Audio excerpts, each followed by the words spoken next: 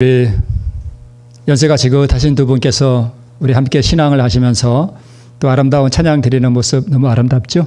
네, 우리 하나님께서 기뻐 받으실 줄 믿습니다. 오늘 말씀의 제목은 우리 세천사의 기별을 계속 연결해서 우리 하나님의 계명을 지키는 자라고 하는 제목으로 함께 말씀 나누겠습니다. 자, 우리 세천사의 기별을 우리가 교과 시간에도 공부하고 있고요. 또 지난 시간에도 우리 세천사의 기별을 나누었는데 우리 세천사의 기별이 목적이 무엇이냐?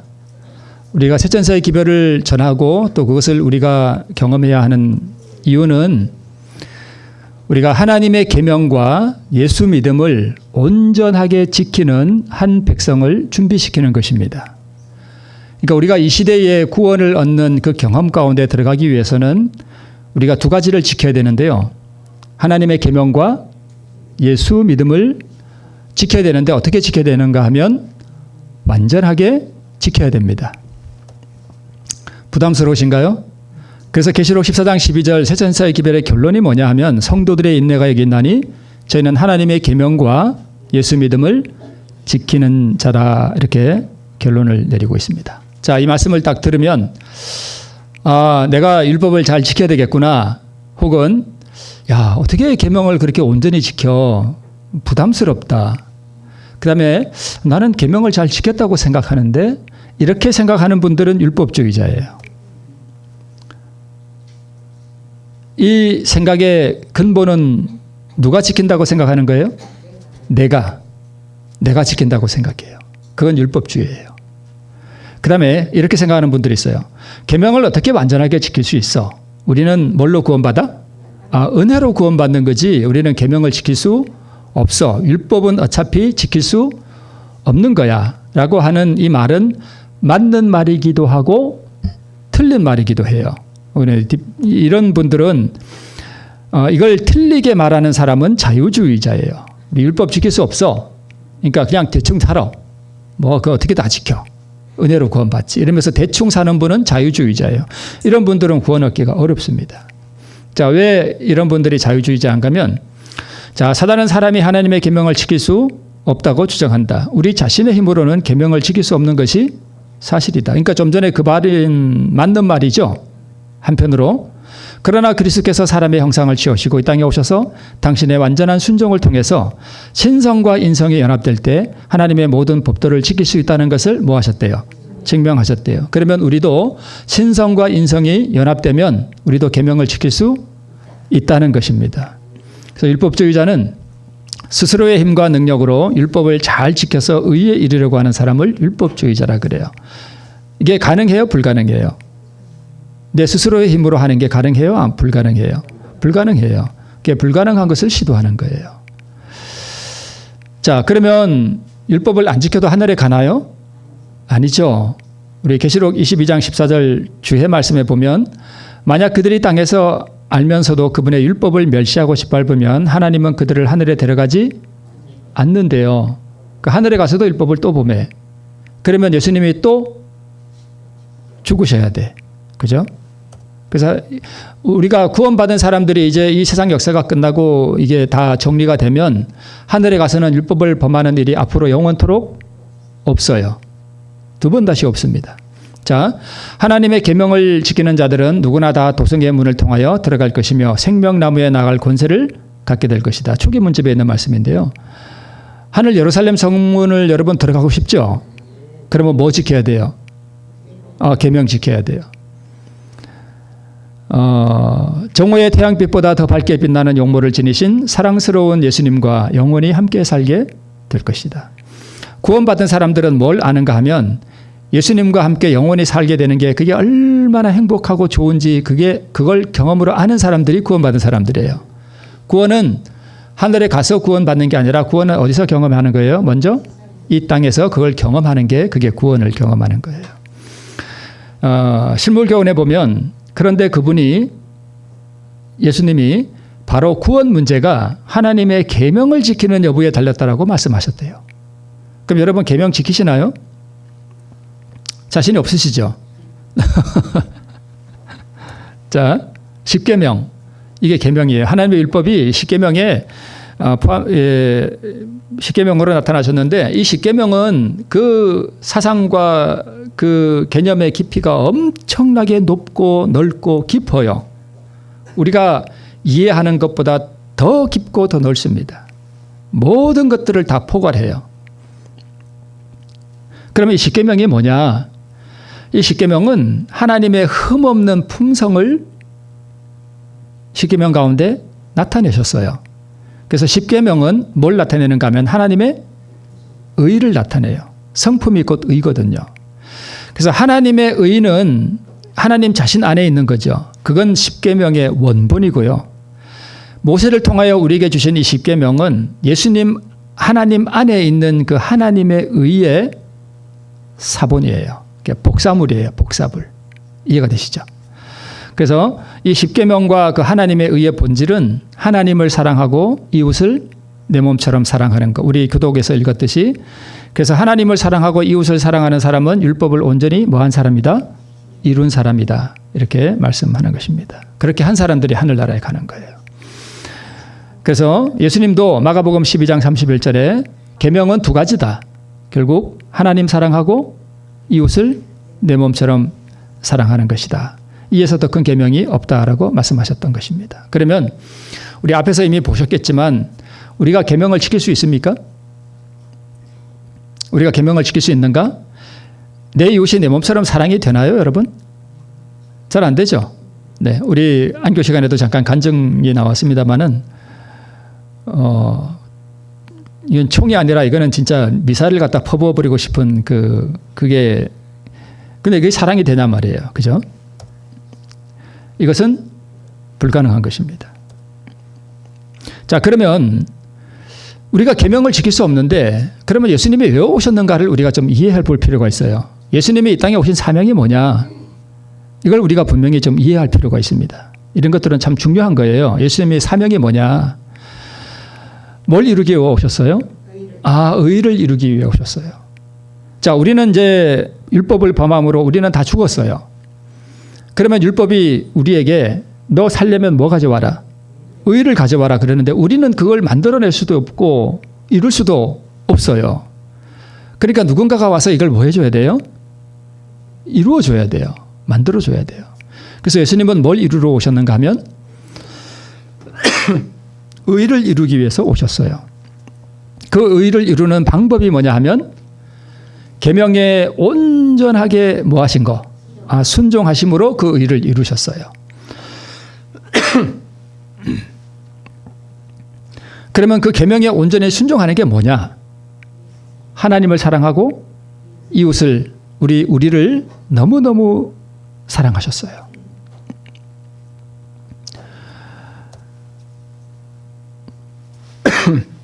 그리고 하나님을 사랑하고 이웃을 사랑하는 그분의 사랑을 그렇게 온전하게 그 계명에 순종함으로 그 의를 이루셨는데 이 의를 우리에게 주셔야 되잖아요.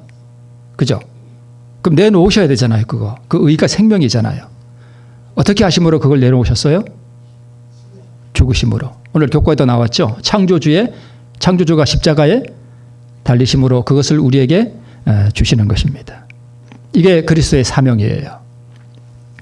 그러면 예수님께서 왜 이렇게 하러 오셨는가? 율법이 요구하는 의가 내게 없고 나는 이 의를 이룰 수도 없기 때문에 즉 우리는 계명을 지킬 수 없기 때문에 예수님이 오셨어요. 그래서 이 부분은 중요해요. 자, 예수님이 오셔서 의를 이루셨는데 누구를 위하여? 나를 위하여. 나는 율법을 지킬 수 없으니까 예수님이 나 대신에 율법을 지켜주시러 오셨어요. 이 개념이 상당히 중요합니다.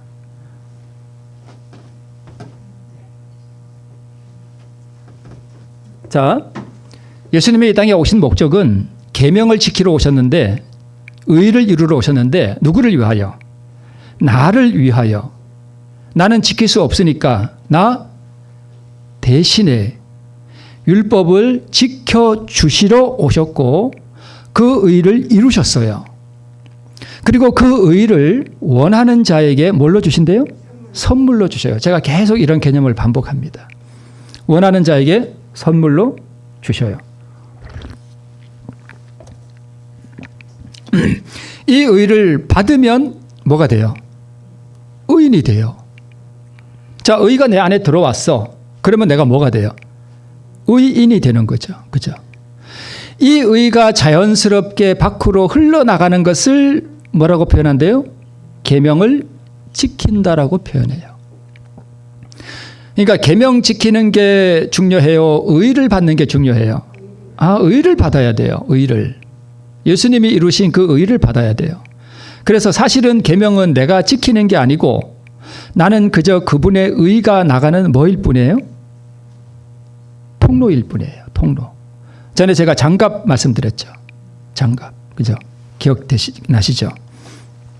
나는 율법의 그 의가 나가는 통로일 뿐이지 내가 계명을 지키는 것이 아닙니다.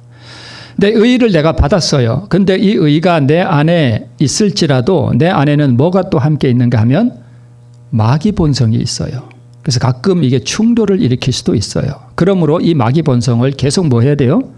굴복시켜야 돼요. 자, 계명을 순종하는 것은 누구만이 하실 수 있는 일이에요? 하나님만이 하시는 거예요. 여러분 이 개념을 잘 이해하셔야 됩니다. 계명은 누구만이 지킬 수 있다고요? 이거 하나님만 하시는 거예요. 왜 이게 하나님만이 계명을 지킬 수 있을까요? 왜 그럴까요? 그 이유를 혹시 아시나요? 계명이 누구에게서 나온 거예요? 하나님에게서 나왔어요. 다른 말로 신에게서 나왔어요. 그러면 영원히 무한하시고 전능하신 분의 그 안에서 그분과 동일한 품성이 밖으로 표현되어 나왔는데 그러면 영원하신 하나님, 무한하신 하나님에게서 나온 것은 누구만이 지킬 수 있어요? 하나님만 하실 수 있어요. 이거 분명히 이해하셔야 됩니다. 계명은 누구만이 지킬 수 있다고요? 하나님만 지킬 수 있어요. 그래서 우리가 뭘 받아야 되는 거예요? 성령 받아야 되는 거예요. 성령. 자, 피조물이 하나님의 계명을 지킬 수 있다고 하는 것은 그 피조물 안에 뭐가 거하기 때문에? 하나님의 영이 거하기 때문에 가능한 거예요. 하나님만이 지킬 수 있는 계명이죠. 그러면 하나님만이 지킬 수 있는 그 계명을 지키려면 누가 내 안에 들어와야 돼요? 하나님이 들어오셔야 돼요. 아담은 창조함을 받을 때 이 아담 안에 뭘 하나님께서 넣어주셨는가 하면 그분의 성품, 그분의 영을 넣어주셨어요. 그런데 선악과를 딱 먹는 순간 그 영이 빠져나갔어요. 그러면 계명 지킬 수 있어요? 없어요? 못 지켜요. 그래서 여러분 성령 받기를 간절히 구하시고 성령을 정말 간절하게 구하셔야 돼요. 성령께서 역사하지 않으면 우리 회개도 할 수 없고 믿음도 가질 수 없고 그 무엇도 우리가 할 수 없습니다. 자, 아담이 타락하고 하나님의 영이 떠나고 사단의 영이 아담 안에 들어왔기 때문에 뭐가 왔어요? 사망이 왔고 그래서 아담과 모든 인류는 그 이후부터 자기 힘으로 계명을 지킬 수 없게 된 거예요. 이해가 되시죠? 계명은 누구만 지킬 수 있다고요? 하나님만 지킬 수 있는 거예요. 내가 진짜 내가 계명을 지켰다 하는 이야기는 내 안에 누가 들어오셨다는 얘기예요? 하나님이 들어오셨다는 얘기예요. 그러니까 하나님이 내 안에서 그분의 계명을 지키는 거예요. 이렇게 우리가 이해하시면 되겠습니다. 자, 율법이 요구하는 의를 내가 이룰 수 있다면 나는 살 수 있죠. 왜요? 의만 있으면 사니까. 그것을 이루면 율법이 나를 의롭다고 선언하기 때문에 우리는 죽음의 정죄에서 벗어날 수 있습니다. 그래서 성령께서 내게 능력 주셔서 내가 율법을 지킬 수 있다면 예수님께서 굳이 이 땅에 오셔서 의를 이루실 필요가 없어요. 그냥 성령 주시면 돼요. 그죠? 그렇죠.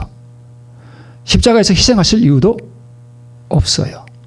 그래서 우리가 율법을 지키는 것은 성령이 내 안에 오셔서 그분이 그냥 율법을 지키는 게 아니고 성령은 내 안에 오셔서 내가 참으로 죄인 되었다고 하는 사실을 깊이 깨닫게 하시고 절망하게 하시고 그리스도의 그 이루신 의가 없다면 나는 영원한 사망을 당할 수밖에 없다는 사실을 깊이 깨닫게 하시고 우리로 하여금 그 의를 사모하게 하고 그 의를 받을 수 있도록 우리를 예수님께로 인도하시는 분이 성령 하나님이세요.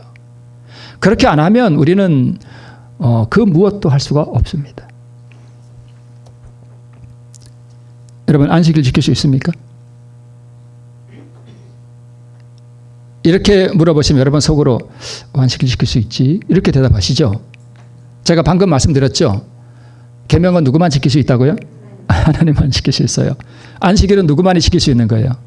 하나님만 지킬 수 있는 거예요.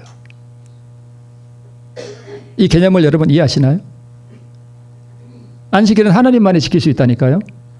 그런데 하나님께서 출애굽했을 때 이스라엘 백성들에게 뭘 지키라고 말씀하셨어요? 안식일 지키라고 말씀하셨어요. 안식일은 누구만 지킬 수 있는데 하나님만 지킬 수 있는데 우리 보고 지키래요. 그게 무슨 뜻일까요? 자, 어떤 사람이 이제 생일이 5월 13일이라고 합시다. 오늘이 5월 13일이죠. 오늘이 이제 예를 들어서 내 생일이야. 그러면 오늘이 내 생일이라는 의미는 탄생의 기념일이죠. 내가 오늘 태어난 기념일이죠. 그러면 5월 13일이 내 탄생의 기념일이 되기 위해서는 아주 중요한 조건 하나를 만족시켜야 돼요. 그 조건이 뭘까요?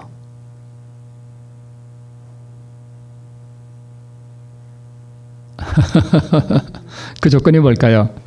그게 뭐냐 하면 살아있어야 된다는 거예요. 살아있어야 된다는 거예요. 이해가 되시나요? 무슨 말씀인지? 네, 살아있어야 돼요. 그래서 하나님께서 출애굽기 20장에 보면 내가 천지를 창조했다. 그래서 안식일을 너에게 주어서 기념일이 되게 했다. 이렇게 말씀하셨죠. 그러면 안식일은 우리의 뭐예요? 생일이에요. 안식일이 사실 우리 생일이에요. 맞아요? 맞아요. 안식일이 우리 생일이라고요. 그래서 창조의 기념일이잖아요. 내가 창조됐다는 얘기는 하나님께로부터 내가 뭐 받았다는 얘기예요? 생명 받았다는 얘기예요. 그래서 안식일은 우리의 생일이에요. 그러면 이 안식일이 우리의 창조의 기념일이 되기 위해서는 아주 중요한 조건 하나를 우리가 만족시켜야 돼요. 그게 뭘까요? 생명이에요. 생명이 있어야 돼요. 내가 살아 있어야 돼요. 이해가 되시나요? 네. 그런데 하나님 입장에서 아담을 창조하시고 안식일을 창조의 기념일이다. 우리 기념하자 그랬는데 아담이 선악과 먹고 뭐 했어요? 죽었어요. 아담이 죽는 순간 안식일은 의미가 있습니까? 없습니까? 없어요. 안식일은 깨진 안식일이에요. 오늘이 5월 13일인데 생일인 5월 13일이 생일인 내 자식이 하나 있었는데 이 아이가 그만 죽어버렸어. 그러면 해마다 5월 13일이 돌아올 때 그건 기념일이 아니라 가장 슬픈 날일 뿐이에요. 그래서 예수님께서 안식일을 이 땅에서 회복시키러 오셨는데 어떻게 안식일을 회복시키는가? 우리가 다시 뭘 주심으로? 의와 생명을 주심으로 이 안식일을 회복시키시는 거예요. 그래서 안식일을 지켜라 하는 이야기는 내가 너에게 의와 생명을 주겠다. 이걸 뭐 하라? 받아라 하는 얘기예요. 그러면 너는 뭘 누릴 수 있다? 안식을 다시 누릴 수 있다. 그거예요. 아담은 선악과 먹고 그날 죽었어요. 먹는 그날 죽은 거예요. 930년 후에 죽은 게 절대 아니에요. 그거는 그냥 이 몸이 죽은 거지. 아담에게 하나님께서 넣어주셨던 그 하나님의 영이 그 의가 빠져나가는 순간 아담은 뭐 한 거예요? 이미 죽은 거예요. 그래서 이제 제가 태어났어요. 아담 안에서. 그런데 나는 뭐 한 채로 태어났어요? 죽은 채로 태어났어. 생명이 없어요. 우리가 지금 살고 있는 이 육신의 생명은 진짜 생명이 아닙니다. 근데 교회를 다녔어. 그런데 회심하고 거듭난 적이 없어. 그럼 생명이 없는 거죠. 그럼 생명이 없는데 안식일이 기념일이 될까요? 안 돼요. 기념일이 안 돼요. 그래서 생명과 쉼을 잃어버렸죠. 아담이 죽는 날. 그래서 창세기 3장에 보면 내가 수고하고 자식을 낳을 것이며 여자에게 잉태하는 고통을 크게 더하고 그 다음에 남자에게는 너는 종신토록 뭐 하여야? 수고해야. 자, 안식일이 그 안식이 아담이 범죄하는 순간 그 안식을 뭐 해버린 거예요? 잃어버렸어요. 그러니까 그 다음부터는 뭐 해야 돼요? 얼굴에 뭐가 흘러야 돼요? 땀을 흘려야 먹고 살아. 안식일이 깨진 게 맞나요? 맞아요. 안식이 깨져버렸어요. 그리고 사망이 왔죠. 그러니까 너는 흙이니 흙으로 돌아가라. 그러니까 여기서 이 창세기 3장 16절로 19절에 있는 이 말씀이 의미하는 것은 아담이 죽는 순간 우리 모든 인류는 뭘 잃어버렸다? 안식일을 잃어버렸다. 안식을 잃어버렸다. 그 다음에 또 하나 생명을 잃어버렸다. 그거예요. 그러니까 예수님께서 이 땅에 오신 이유는 그 의, 그것을 이루어서 우리에게 주심으로 말미암아 그 의와 생명을 우리에게 다시 주시기 위해 오셨다는 것입니다. 그래서 하나님께서는 안식일에 너무나 중요한 의미를 하나 더 부여하셨어요. 구약 성경에 십계명이 몇 번 나오죠? 2번 나오죠. 하나는 출애굽기 20장에, 하나는 신명기 5장에 나와요. 출애굽기 20장은 하나님이 창조하셨으니까 안식일 지켜라. 신명기 5장은요. 내가 너를 구원했다는 거예요. 애굽에서 구원했으니까 안식일을 지켜라 이거예요. 그러니까 창조했으면 범죄하지 않았으면 그걸 하나로 족한데 죽었어요. 그러면 그 죽음의 상태에서 다시 뭐 해야 돼요? 구해내야 돼요. 즉 생명을 다시 주어야 되는 거예요. 그죠? 그래서 안식일의 이 의미를 하나님께서 하나 더 주신 것입니다. 그래서 출애굽기 20장의 안식일은 창조의 기념일이었고 근데 이것이 죽음으로 끝나버렸고요. 이 창조의 기념일이 깨져버렸고요. 그 의미를 다 상실해버렸어요. 죽었기 때문에. 생일이 의미가 없는 거예요. 그래서 신명기 5장에서 다시 이 생명을 잃어버리고 의를 잃어버리고 안식을 잃어버린 이 인간들을 구원함으로 말미암은 그 구원의 기념일이 되도록 하나님께서 의미를 하나 더 주셨다는 것입니다. 그래서 생명을 다시 주면 죽음에서 부활하죠. 그래서 부활의 기념일이에요. 우리 많은 개신교인들이요. 부활의 기념일이 일요일이라 그러는데 천만의 말씀이에요. 부활의 기념일은 안식일이에요. 생명을 얻으면 그 얻는 순간 어디로 들어가는 거예요? 안식에 들어가는 거예요. 하루 건너서 안식에 들어가는 거 아니에요. 그래서 그 의미를 회복하는 거예요. 창조의 기념일은 깨져버렸고요. 죽음으로 끝난 것을 다시 구원하시고 그리고 생명을 주어서 부활의 기념일이 되게 하고 깨져버린 그 안식일의 의미를 신명기 5장이 다시 회복시키는 거예요. 여러분 거듭나셨습니까? 아담 안에서 잃어버린 생명 그 의를 다시 받았습니까? 수고하고 무거운 짐을 들이고 안식의 은총을 받았는가? 아니면 나는 아직 죽은 상태인가? 죽은 상태라면 창조의 기념일이 우리에게 무슨 의미가 있습니까? 지금 죽은 상태에서 안식일을 잘 지킬 수 있습니까? 자기 의로는 가능해요. 내가 거듭나지도 않고 아직 죽은 상태에서도요. 교회에서 이것도 안 하고 뭐 진짜 설거지도 안 하고 뭐 음식은 미리 다 해놓고 죽은 상태에서도 그렇게 할 수 있어요. 외형적으로, 형식적으로 그렇게 할 수 있다니까요. 그게 자기 의가 되면 그것처럼 무서운 게 없습니다. 그러면서 자기가 안식일을 잘 지킨다고 생각해요. 우리는 안식일을 지킬 수 없어요. 안식일은 오직 신만이 지킬 수 있어요. 신이 가진 그 안식을 우리에게 생명을 주므로 그 안식을 우리에게 베풀어 주시는 거예요. 우리는 그 안식을 누리는 것뿐이에요. 안식일에 육체의 일을 쉬고 교회에 출석하는 것을 말하는 것이 아니라 죄의 짐을 드리고 영혼의 자유를 누리는 그 영혼의 안식을 말하는 것입니다. 구원을 얻고 입혀주신 의를 받고 의롭다 여기심을 받고 그 생명을 받고 사랑을 받고 신의 성품을 우리가 받고 이것을 거듭남이라 그러죠. 회심이라 그러고 중생이라 그러고 새로남이라 그러고 이것을 칭의라 그러고 이 모든 것을 구원이라고 하는데 이것은 생명을 다시 받는 거예요. 죽은 사람이. 이 신명기 5장의 안식일을 우리가 다시 경험하는 것이 바로 이것입니다. 그럴 때에 출애굽기 20장의 안식일이 의미를 회복하게 되는 것이고 그 안식의 경험을 회복하게 되는 것입니다. 그러므로 거듭나지 않은 사람, 그리스도 우리의 의를 얻지 못한 사람, 즉 그리스도의 생명을 나누어 받지 못한 사람, 즉 새로 태어남을 경험하지 못한 사람에게는 문자적 안식일을 준수하는 것이 아무 의미가 없어요.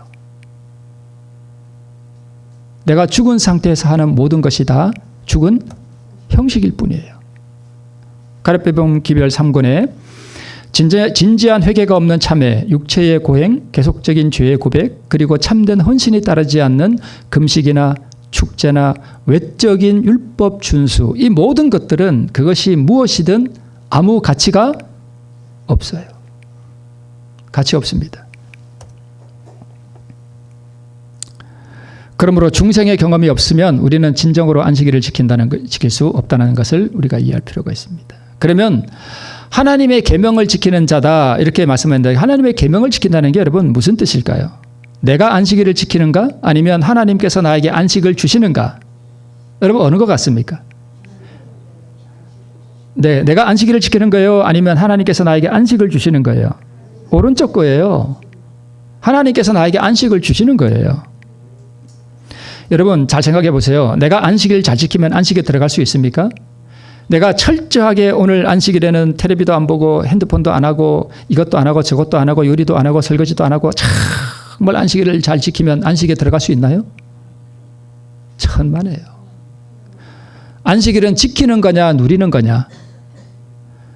그러면 안식일에는 그렇게 해서 안식을 누린다 합시다. 그럼 나머지 6일은 어떻게 할 거예요? 나머지 6일은 안식일이 없잖아요. 안식이 없잖아요. 열심히 일해야죠. 물론 열심히 일해야죠. 맞습니다. 열심히 일해야죠. 그런데 여러분 안식일은 우리 정확하게 좀 개념을 잡아야 돼요. 안식일은 일주일에 하루 안식일만 지키는 게 아니에요. 그러면 나머지 6일 동안은 막 근심과 절망 중에 있다가 토요일 안식일에만 야 오늘은 안식이다. 오늘은 안식을 경험하자. 이거예요? 아니에요. 진짜 구원받은 사람들은 모든 날들이 다 안식이에요. 안식이에요. 내 죄에서 해방된 그 찬양이 안식일에만 올라가나요? 아니요. 일요일에도 하나님의 그 구원하신 은총을 깊이 찬양하고 나는 그 영혼의 깊은 안식의 경험에서 나는 살아갈 수 있어요. 몸은 힘들어도, 그죠? 내가 밭에 고추를 따면서 막 몸은 힘들어도 내 마음에서는 즐거움의 기쁨이 하늘로 올라갈 수 있어요. 그런데 내가 거듭남도 없고 내가 그 영혼의 죄의 해방감도 경험하지 못했는데 안식일에 교회에 와 있다고 내 영혼이 쉬나요? 내가 안식일에 일을 안 하고 교회 와서 이렇게 앉아 있다고 내가 영혼이 평안한가요? 여러 가지 근심이 막 솟아날 수 있죠. 네, 그래요. 그래서 마태복음에 보면 수고하고 무거운 짐진 자들아 다 내게로 오라. 내가 너희를 뭐하게 하리라? 쉬게 하리라. 안식일에만요? 아니요. 내가 너희를 쉬게 하리라. 이 얘기는 너희는 안식일을 지킬 수 없어. 너희들은 절대 안식일 지킬 수 없어. 수고하고 무거운 짐을 내게 주면 내가 너에게 뭘 주겠다? 안식을 주겠다 이거예요. 안식일은 너희가 지켜서 누리는 게 아니라 내가 너에게 안식을 줌으로 누리는 거야. 이렇게 말씀하시는 거예요. 내가 곧 쉼이요 뭐다? 안식이다.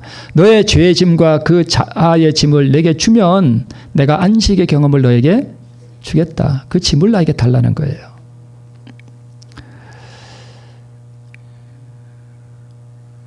삶의 무거운 짐을 많이 지고 있는 사람이 구원 얻기가 더 쉽습니다.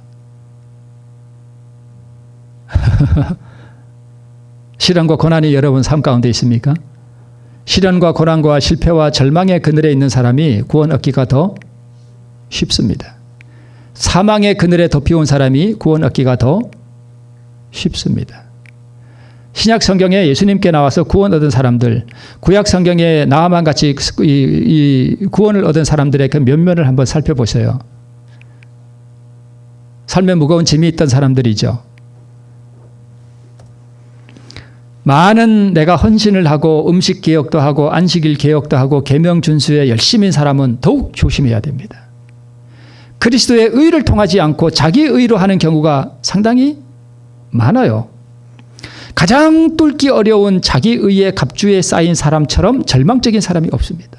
이거 깨버려야 돼요. 우리가 계명을 지킬 수 없다는 사실을 뼈저리게 알아야 돼요. 오직 그리스도의 의만이 나에게 모든 것이라고 하는 것을 뼈저리게 느껴야 돼요. 그래서 가랴법문 기별 1권에 보면 그리스도가 없이 인간이 할 수 있는 모든 것은 이기심으로 부패해진 것과 죄뿐이다. 내가 오늘 선한 일로 남에게 뭘 이렇게 베풀어도요, 이기심으로 그렇게 할 수 있다니까요. 내가 안식일을 지키는가? 하나님께서 나에게 안식을 주시는가? 이걸 조금 바꿔보면 내가 계명을 지키는가? 아니면 예수께서 완전하게 계명을 지키신 그 순종을 나에게 전가시켜 주시는가? 어느 게 맞는 것 같아요? 이제 답을 아시겠죠? 네, 오른쪽 거의 답이에요. 내가 계명 지키는 게 아니라 내가 계명 지킬 수 있으면 예수님께서 오실 필요 없죠. 예수께서 완전하게 계명을 지키신 그 순종을 나의 순종으로 전가시켜 주시는 거예요. 제가 일부러 영어까지 넣어놨습니다. 영어 되시는 분은 좀 보시라고. 죄인이 그리스도를 믿는 그 순간 그는 하나님 앞에 정죄받지 않는 자로 선다. 왜냐하면 그리스도의 의가 누구 것이요? 이제 내 것이 됐어. 그리고 그리스도의 완전한 순종이 나에게 뭐 되기 때문에? 전가되기 때문이다. 라고 우리 그리스도인 교육의 기초 429쪽에 말씀하고 있습니다. 자, 예를 들어 오늘 내가 부부싸움을 했어. 아니 이것보다 오늘 우리 간증 시간에 참 재밌는 게 나와가지고 자, 내 이웃이 정말 나를 힘들게 해. 정말 미사일로 쏴버리고 싶고 막 폭파시켜버리고 싶어. 막 끌어올라. 이게 마귀 마음이죠. 내 안에 아담으로부터 물려받은 그 마귀 마음이에요.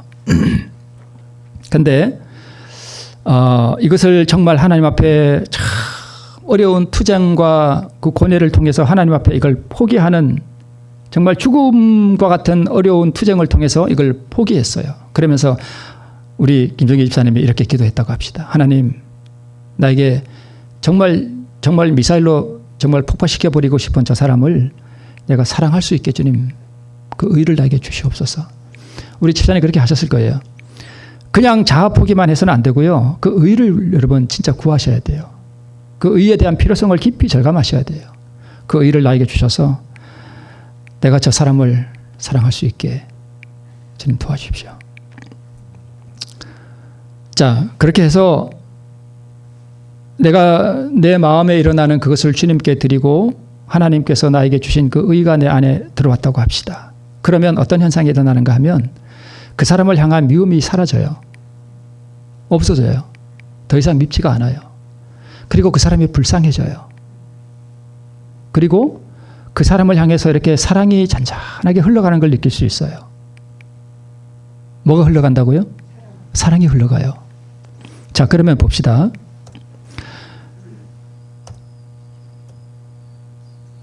자,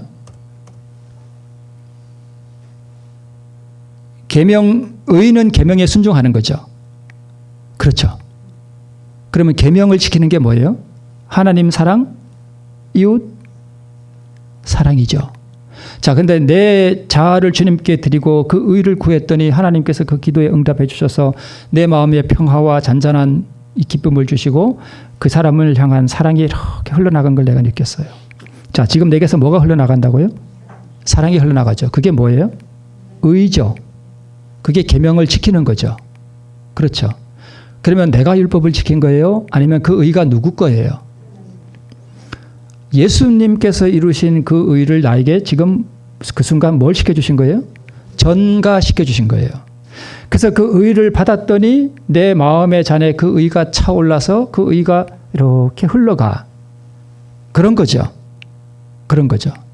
그러면 내가 율법 지킨 거예요? 아니면 그리스도의 완전한 순종의 의를 나에게 전가시켜 주신 거예요? 전가시켜 주신 것이죠. 그러면 내 안에서 나간 사랑은 누구의 사랑이에요? 누구의 의예요? 예수님의 의예요. 그렇죠. 예수님의 의예요. 그러면 그 의를 받는 순간 나는 뭐가 된 거예요? 의인이 된 거죠. 그러니까 구원받기가 아주 간단한 거예요. 쉬운 거예요. 물론 그 과정은 참 투쟁스럽고 어려운 것이지만 그러면 그분이 나에게 주신 그 완전한 순종의 의를 가지고 내가 더 무엇을 하여야 의인이 되나요? 아니죠. 그분이 나에게 내가 전적으로 나를 주님께 바치고 드렸더니 그분이 이루신 그 의를 나에게 주셨어. 그래서 내게서 의가 이렇게 흘러나가고 사랑이 흘러나갔어. 흘러나가는 것을 내가 느껴.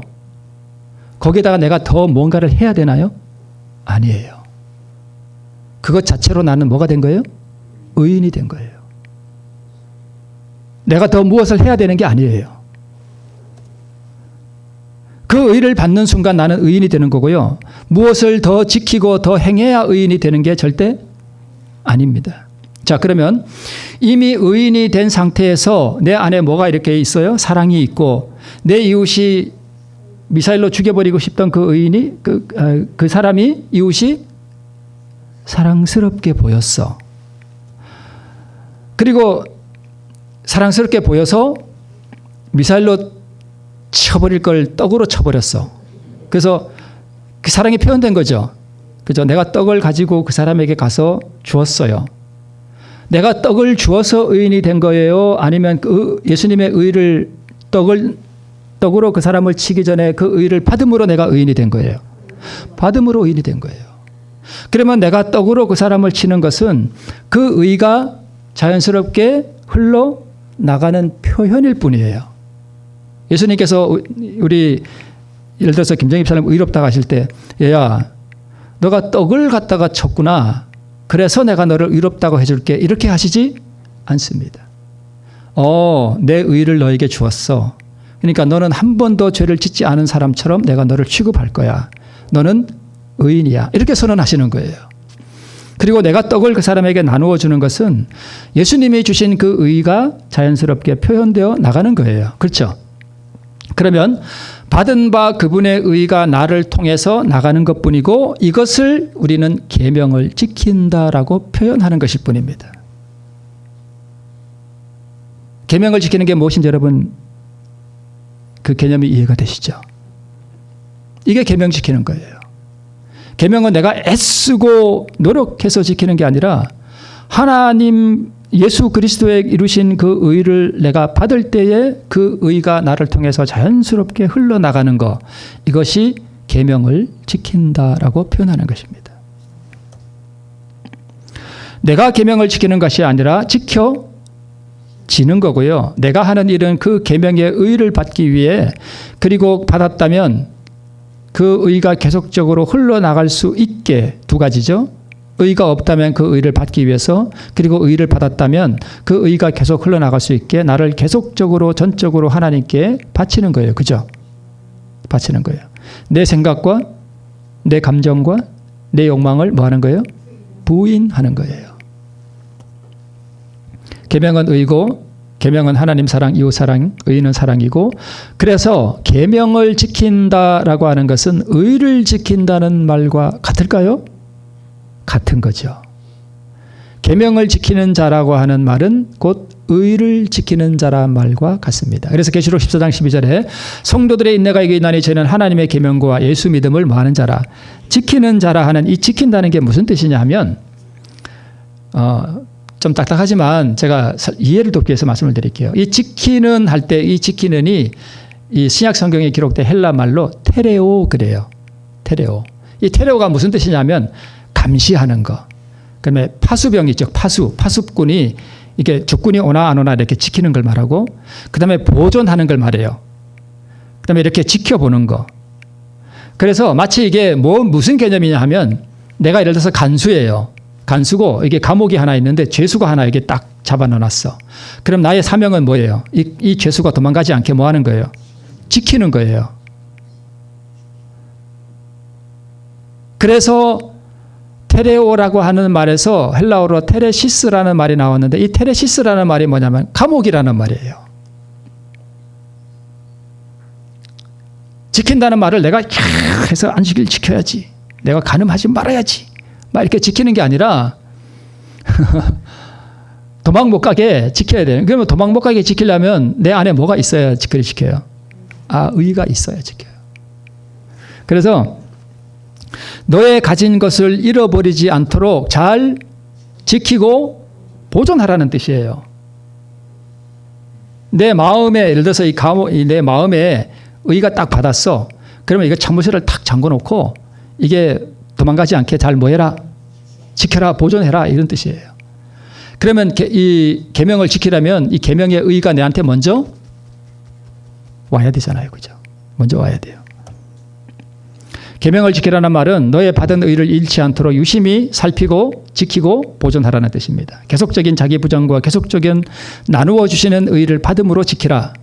그래서 너무나 많은 이들이 이 계명을 지키라는 말씀을 자신이 무엇을 행해야 한다는 생각, 즉 율법의 행위로 오해하는 경우가 많습니다. 그래서 신불교훈에 우리가 우리 자신을 그리스도께 바칠 때에 우리의 마음은 예수님과 연합되고 우리의 뜻은 그분의 뜻에 합병되어 버리고 우리의 정신은 그분의 정신과 하나 되고 이렇게 돼서 예수님의 생애를 살게 되고 이것이 바로 그분의 의의 옷을 입는다는 의미다. 이렇게 기록된 것이 바로 이 뜻입니다. 칭의죠. 자, 그렇게 될 때에 예수님께서는 이제 그렇게 되면 우리를 보실 때에 무화과 나무 잎으로 엮은 옷이나 죄로 인해 벌거벗고 뒤틀린 우리의 몸은 보지 아니하시고 여호와의 율법을 온전히 순종하심으로 이루신 당신 자신의 의에 두루마기를 보게 된다. 자, 내가 의를 받았어. 내 밉던 이웃이 사랑스러워졌어. 그러면 내가 떡을 가지고 그 사람에게 갖다 줬어. 예수님이 우리를 보실 때에 내가 떡을 갖다 준 그 행위를 보시는 게 아니라 그 행위가 나타나기 전에 그 행위를 촉발시킨 그리스도께서 이루신 그분 자신의 뭘 보신다는 거예요? 의를 보신다는 거예요. 그래서 우리의 행위는 아무 공로가 없어요. 아무 공로가 없어요.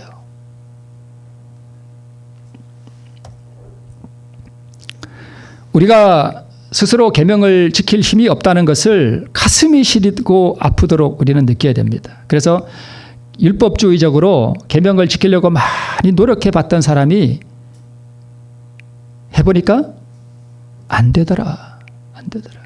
그래서 그런 사람들이 오히려 이것을 더 알기가 쉽습니다. 그래서 한 사람의 순종하심으로 많은 사람이 의인이 된다. 여러분, 우리가 의인이 되는 게 내가 순종해서 의인이 되는 게 아니라 한 사람이 누구예요, 여기서? 예수님이에요. 예수님의 순종하심으로 이루신 그 의를 받음으로 많은 사람이 의롭게 된다. 그 이야기입니다. 그래서 리뷰 앤드 헤럴드에 우리 활분이 약 2000여 회에 걸쳐서 많은 글들을 기고하셨는데 거기에 우리들에게 공로가 있어서가 아니라 하나님께서 값없이 주신 선물로 그리스도의 의를 우리에게 전가시켜 주셨다는 생각은 실로 어떤 사상이었다고요? 정말 보배로운 사상이었다고요. 이걸 깊이 이해하면 인간이 율법을 지키는 게 지킬 수도 없을 뿐만 아니라 인간이 하는 모든 행위가 하나님 앞에 전혀 무가치하다는 것을 우리가 깊이 이해할 수 있습니다. 제가 다시 영어로 또 한 번 써놨습니다.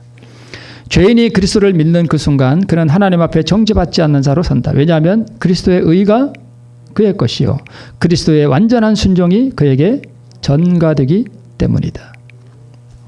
그리스도인 교육의 기초 429쪽에 있는 말씀입니다. 자, 여러분, 계명을 지킨다는 게 무슨 뜻인지 여러분 이해가 되시죠? 우리는 계명을 지킬 수 없습니다. 계명은 누구만이 지킬 수 있는 거라고요? 하나님만이 지킬 수 있는 게 계명이에요. 그럼 우리가 계명을 지키려면 누가 오셔야 돼요? 성령께서 우리에게 오셔서 그분이 나를 수술을 하셔서 내 가슴을 열고 내 안에다가 예수님이 이루신 그 의를 딱 집어넣어 주시는 분이 성령 하나님이세요. 내가 뭐만 하면, 허락만 하면. 우리 아침에 간증하신 우리 집사님의 가슴 속에서 올라왔던 그 생각은 누구의 생각일까요? 성령 하나님의 생각이죠. 그렇죠. 성령 하나님의 생각이죠. 자, 우리 마지막 컷입니다. 여러분, 계명을 지키고 있습니까? 만약 내가 계명을 지키고 있다면 하늘에서 잔잔하게 내려오는 내게 뭘 느낄 수 있는가 하면 평화가 있습니다. 평화가 있어요. 더 이상 미움 때문에 막 속 끓고 근심하고 그러지 않습니다. 모든 것을 하나님께 맡기고 나는 나를 내려놨기 때문에 누가 나를 좀 서운하게 해도 그런 것 때문에 내가 괜히 막 이렇게 속이 끓고 그러지 않아요. 누가 좀 나를 무시해도 그런 것이 나를 힘들게 하지 않습니다. 왜요? 나를 이미 뭐 했기 때문에? 버렸기 때문에. 누가 내 자존심을 좀 밟아도 그런 거 가지고 내가 막 그렇게 하지 않습니다.